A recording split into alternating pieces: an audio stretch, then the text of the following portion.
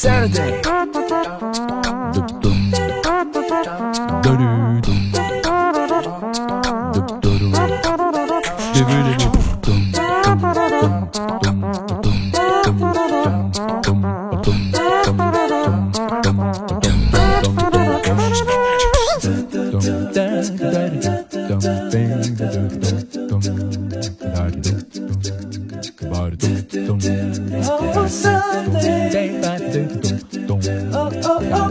বৌদ্ধ ৰাইজসকল ইতিমধ্যে আমাৰ বৌদ্ধসকলৰ মাজত বুদ্ধগয়াত যিটো সমস্যা ইতিমধ্যে উদ্ভৱ হৈছে এই সমস্যাটো সম্পৰ্কত আমি আজি উপস্থিত ৰাইজে আজি আমি প্ৰতিবাদ কৰিব বিচাৰিছো আৰু ইতিমধ্যে আপোনালোকে সকলোৱে জানে যে এই বিষয়টো লৈ পেলাই আজি সমগ্ৰ ভাৰতবৰ্ষ তথা অসমত আমাৰ এই সমস্যাটোৰ ওপৰত যথেষ্ট প্ৰতিবাদ হৈছে আৰু ইতিমধ্যে আপোনালোকে সকলোৱে গম পাইছে যে যিটো মূল কাৰণ সেইটো হৈছে যিখন BT Act 1949 Bodh Gaya temple Act 1949 সেই বুদ্ধগয়া Act 1949 অধীনত আমাৰ বুদ্ধগয়াৰ মহাবিহাৰৰ যিখন পৰিচালনা সমিতি আছে সেই পৰিচালনা সমিতিৰ যিখন পৰিচালনা সমিতি আছে তাত সেই এক্টখনৰ অনুসৰি 9 জন সদস্যৰে গঠিত আৰু তাৰে অতি দুৰ্ভাগ্যজনক যে তাৰে সৰহসংখ্যক অৰ্থাৎ 5 জনে হৈছে আমাৰ অবৌদ্ধ সদস্য আছে আৰু মাত্ৰ আমাৰ বৌদ্ধসকলৰ পৰা 4 জন সদস্য মাত্ৰ আছে এনে নজি অন্যান্য ধৰ্মৰ ইতিহাসত কিন্তু নাই বা কমিটিত নাই এইটো কেৱল বৌদ্ধসকলৰ ক্ষেত্ৰত এইটো প্ৰযোজ্য হৈছে গতিকে এই সমস্যাটোক লৈ পেলাই আমি বৌদ্ধ ৰাইজে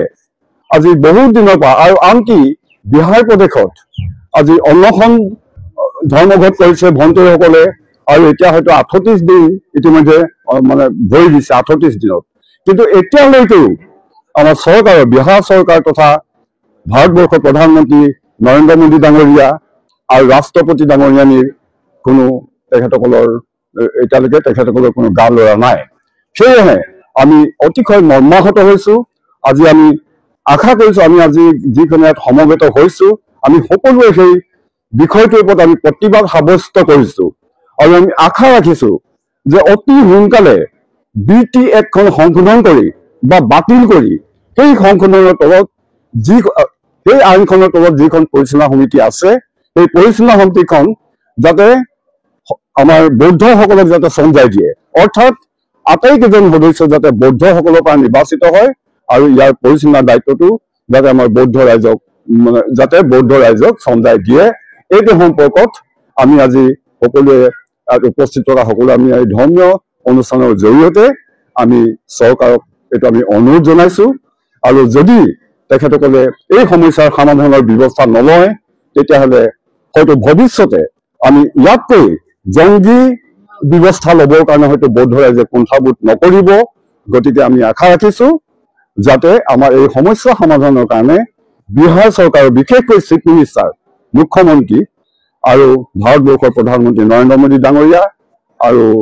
আমাৰ ৰাষ্ট্ৰপতি ডাঙৰীয়ানীয়ে যাতে বিহিত ব্যৱস্থা গ্ৰহণ কৰে তাকে আমি অনুৰোধ জনাইছো সকলোৱে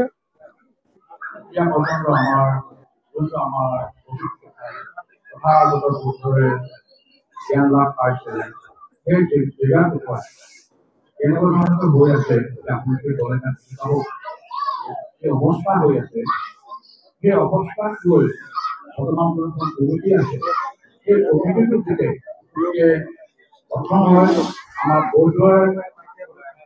সকলো ৰাইজৰ আমাৰ বৌদ্ধকে এই অভিযোগখন দিবলৈ কাৰণে আমাৰ ডিমাণ্ড আছে গতিকে সেয়ে লৈ আজি আমি ইয়াত প্ৰতিবাদ কৰিছো গতিকে আমাৰ ডিমাণ্ডখিনি যেতিয়া আমাৰ পৰিপূৰ্ণতা হয় গতিকে আৰু আমাৰ বুদ্ধগয়াত যিখিনি আমাৰ ৰাইবৰ্গসকলে তাত আন্দোলন কৰি আছে তেওঁলোকৰ যাতে সকলোফালে পৰিপূৰ্ণতা হয় এয়াই আমাৰ ডিমাণ্ড আছে yeah, okay, la sang, yeah, okay, la sang.